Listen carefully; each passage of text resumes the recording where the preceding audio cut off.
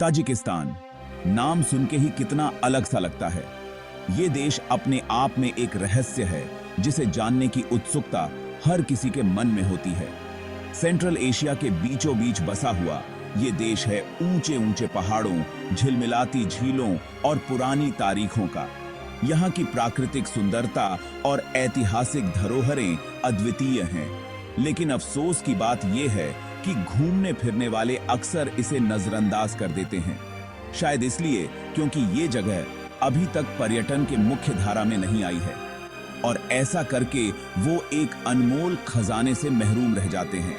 यहाँ की छुपी हुई खूबसूरती और सांस्कृतिक धरोहरें किसी खजाने से कम नहीं हैं।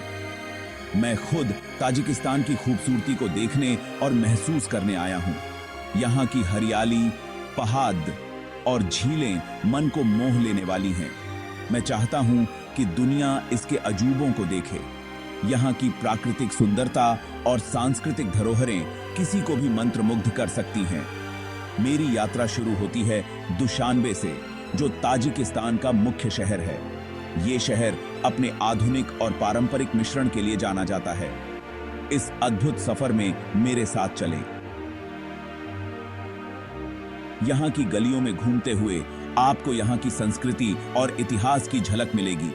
यहाँ से मैं पमीर माउंटेन्स की तरफ जाऊंगा। ये पहाड़ दुनिया के सबसे ऊंचे पहाड़ों में से हैं और यहाँ की प्राकृतिक सुंदरता अद्वितीय है।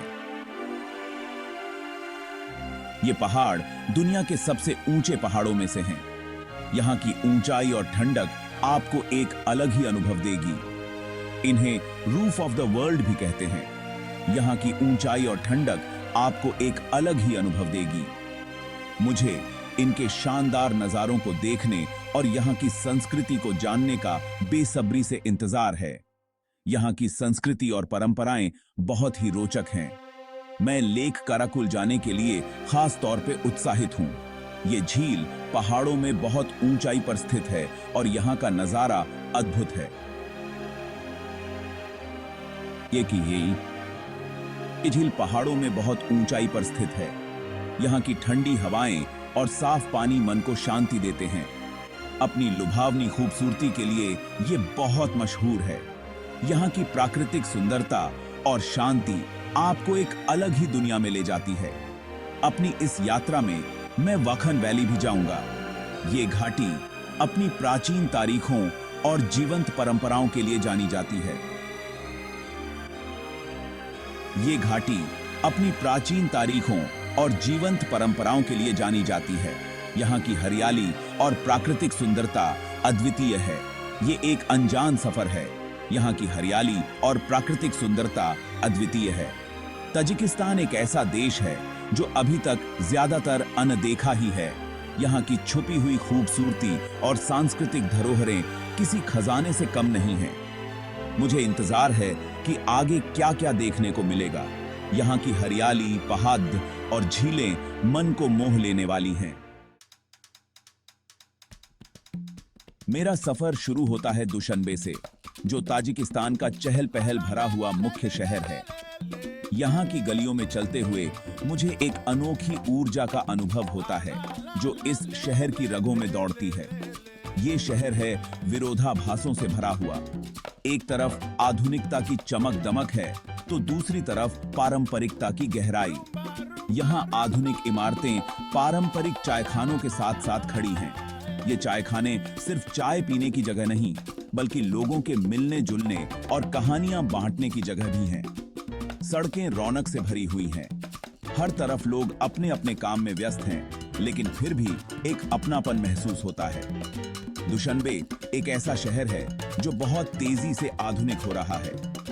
हर कोने में नई इमारतें बन रही हैं और विकास की गति को महसूस किया जा सकता है, लेकिन फिर भी अपने पारंपरिक आकर्षण को संजोए हुए हैं। यहाँ के बाजारों में पारंपरिक वस्त्र पहने लोग दिखते हैं जो इस शहर की सांस्कृतिक धरोहर को जीवित रखते हैं। मैं एयरपोर्ट पहुँचता हूँ और एक गहरी सांस लेता हूँ। इस नई जगह की हवा में एक ताजगी है जो मुझे उत्साहित करती है। हवा में मसालों की खुशबू फैली हुई है। ये खुशबू मुझे इस जगह की विविधता और समृद्धि का एहसास कराती है। ये खुशबू एक अलग ही तरह की और मनमोहक है। हर मसाले की अपनी एक कहानी है जो इस शहर की रसोई में जीवित है। मुझे यहाँ के लोगों की गर्मजोशी तुरंत महसूस होती है। हर कोई अपने तरीके से स्वागत करता है, जिससे मुझे यहाँ का हिस्सा बनने का एहसास होता है। जो भी मिलता है वो मुस्कुरा कर मिलता है। ये मुस्कानें इस शहर की आत्मा को दर्शाती हैं। मुझे अभी से लग रहा है कि ताजिकिस्तान के लोग बहुत ही मेहमान नवाज हैं। उनकी मदद और सहयोग से मेरा सफर और भी यादगार बन जाता है। मेरा होटल आरामदायक है और यहाँ का स्वागत भी बहुत अच्छा है। होटल के कमरे में बैठकर मैं इस शहर की खोजबीन की योजना बनाता हूँ। शहर घूमने के लिए ये एक बढ़िया जगह है। यहाँ से शहर के प्रमुख आकर्षणों तक आसानी से पहुंचा जा सकता है। सामान रखने के बाद मैं शहर घूमने निकल पड़ता हूँ। मेरे कदम मुझे इस शहर की गलियों में ले जाते हैं, जहाँ हर मोड़ पर एक नई कहानी है। सड़कें रंग और आवाजों से भरी हुई हैं। हर तरफ से आती आवाजें और रंग बिरंगे दृश्य मुझे इस शहर की जीवंतता का एहसास कराते हैं।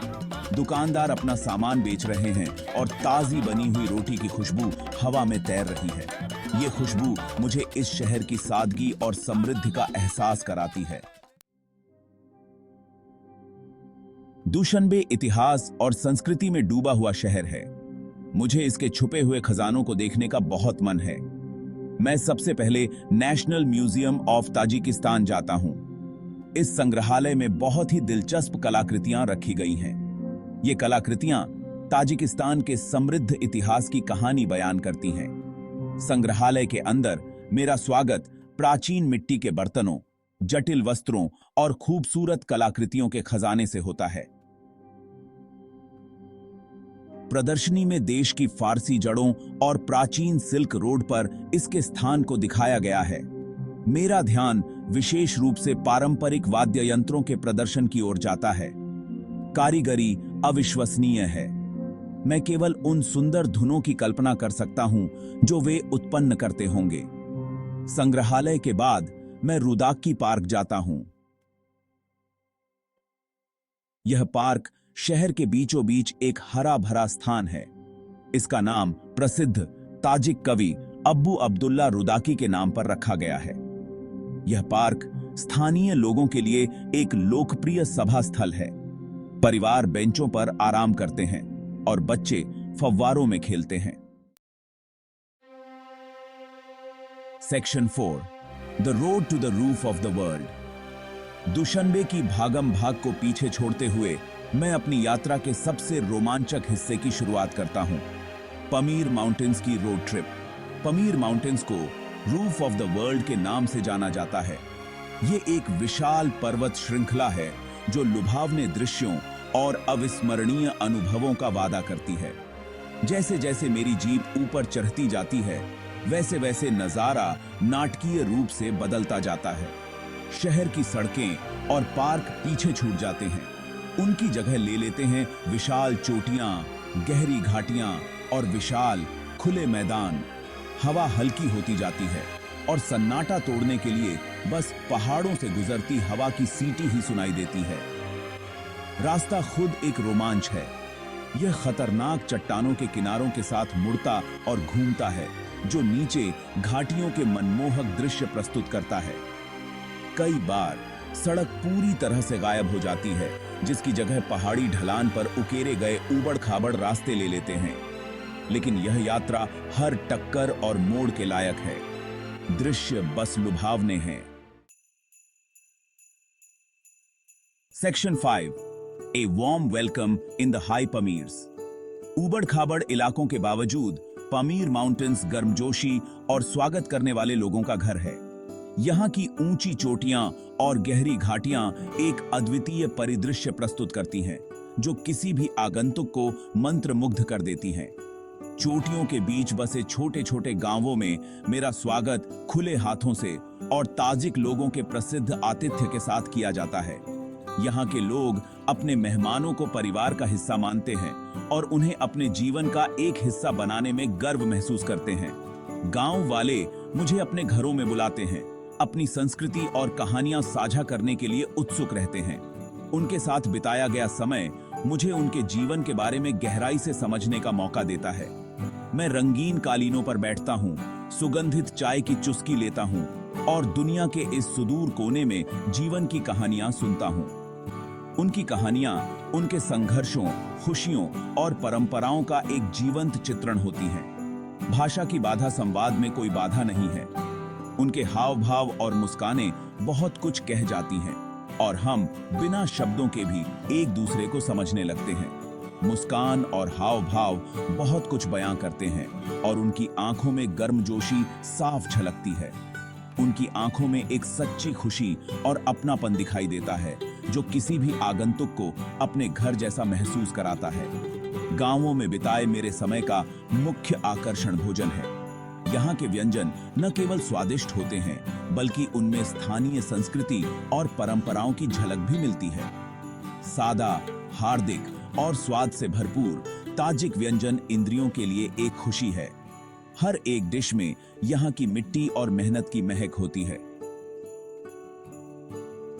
मैं मुंह में पानी लाने वाले शशलिक, नमकीन पिलाव और ताजी बनी ब्रेड का आनंद लेता हूँ। इन व्यंजनों का स्वाद मुझे यहाँ की संस्कृति और परंपराओं से जोड़ता है। भाषा की बाधा संवाद में कोई बाधा नहीं है। उनके हाव भाव और मुस्कानें बहुत कुछ कह जाती हैं और हम बिना शब्दों के भी एक दूसरे को समझने लगते हैं। मुस्कान और हाव भाव बहुत कुछ बयां करते हैं और उनकी आंखों में गर्मजोशी साफ झलकती है। उनकी आंखों में एक सच्ची खुशी और अपनापन दिखाई देता है जो किसी भी आगंतुक को अपने घर जैसा महसूस कराता है। गांवों में बिताए मेरे समय का मुख्य आकर्षण भोजन है। यहाँ के व्यंजन न केवल स्वादिष्ट होते हैं बल्कि उनमें स्थानीय संस्कृति और परंपराओं की झलक भी मिलती है। सादा, हार्दिक और स्वाद से भरपूर ताजिक व्यंजन इंद्रियों के लिए एक खुशी है। हर एक डिश में यहाँ की मिट्टी और मेहनत की महक होती है। मैं मुंह में पानी लाने वाले शशलिक, नमकीन पिलाव और ताजी बनी ब्रेड का आनंद लेता हूँ। इन व्यंजनों का स्वाद मुझे यहाँ की संस्कृति और परंपराओं से जोड़ता है।